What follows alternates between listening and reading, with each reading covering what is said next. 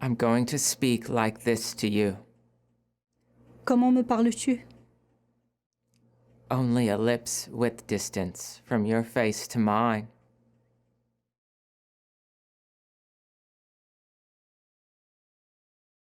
Where should we begin? My name's Logan Anderson. Logan Anderson. I'm an artist, writer, and a performer.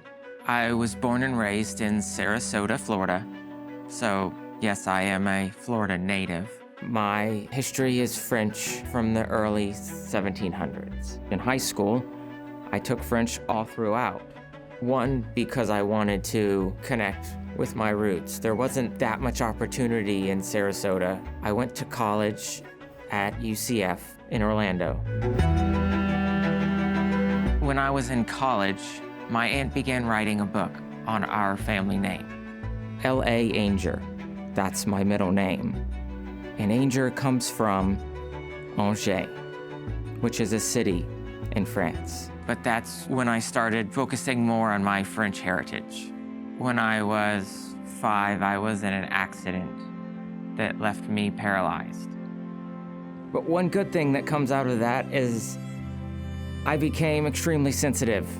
I had extremely strong sense of taste and smell, which Also made the enjoyment of cuisine of different cultures more extraordinary.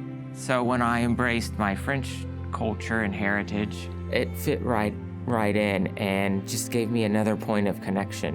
One fun story I have is when I was asked to create a literary performance exhibition around the theme Francophile. Also there was a master perfumer. I left with the bottle of his perfume, the only one in the United States. And one of the first places I went after that was to my cafe. Our relationship was very much let me share the sensory experience. And we explored coffee and food and taste and smell. some of my takeaways from French creative philosophy was art for art's sake. And that was just creating for the sake of creating.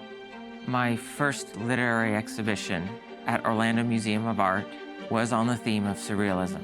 It started as a French literary genre, but to me, it was a lot like improv. What struck me about improv theater was how When you're in an improv scene, your prompt is what someone says to you, and their prompt is what you say to them. Because when we're in a scene and we're talking and we're creating, it's essentially writing without a page. After college, I began researching the different French organizations here in Central Florida. There's Alliance Française, there's FABCO, which is the French American Business Council. I threw myself into both of them. At one of these FABCO events, it was 2015,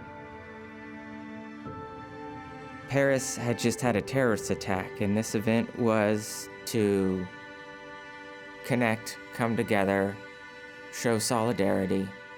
I was at the bar, and next to me was something I almost always have with me, And it was my notebook, left open to a blank page. and this French woman who I didn't know, Walked up and just started writing. I looked over and I said to her, You're writing in my notebook. She was startled and she started apologizing, and I told her, no. you finish. And then afterwards, I had her read to me what she wrote She wrote that she was just so happy to be, amongst other French people. to connect with everybody. And it was there that I felt like I was connecting more. And I thought that's a really good takeaway, is leaving your notebook open, letting different cultures just write in a page.